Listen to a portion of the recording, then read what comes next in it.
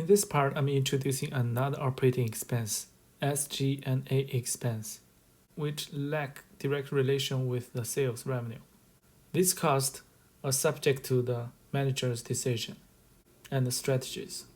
So to understand or to predict the trend of these costs, you have to understand the firm's strategies. That's why I emphasize the industry and the strategies analysis. And also, what are the drivers of these expenses? Advertising and marketing costs. You should consider the life cycle of the business. Right? For new products, the firms tend to spend more on the advertising and marketing. And also depends on the competition in the industry. Right? We seldom saw the advertising from the utility firm, but we see a lot of commercial advertisings from the applications, movies, and customer discretionary products. Next one is compensation. Compensation includes wage, salaries, payroll taxes, bonus, commission, fringe benefits. Depends on the function of this human capital.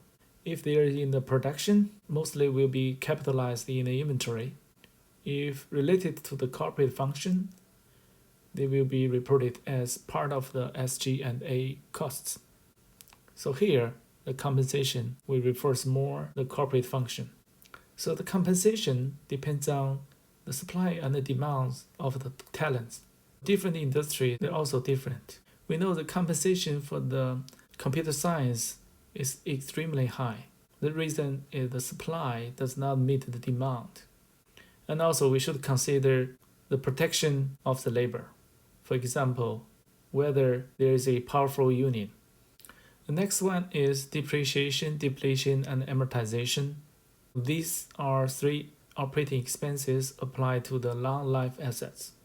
Depends on different industries. Some can be capitalized as inventory if they are related to the production. Some will be reported as part of SG&A expenses. The next one is credit policy. The credit policy will have impact on two expenses. One is sales return. The other one is bad debt. Sales return usually will be reported as a control account of sales revenue. So the return determined by many factors. For example, the quality of the product, the competition in the product market, and also the return policy. This is also depends on different industries. For some industries, some goods may not be returnable. Some others, yes. Also, you should consider the cost of return for the customer. Next is bad debt expense. So bad debt expense is result from credit sale. The bad debt expense is determined the credit of the customer.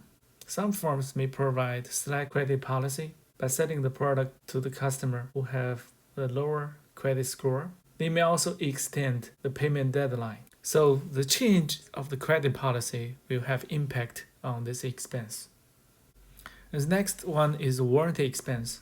The warranty expense is determined by the product quality and also the terms of the warranty.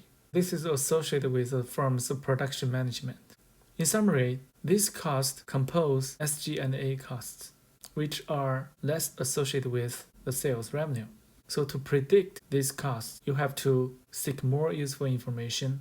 You have to analyze their financial statement carefully and also borrow other useful information to assist your analysis.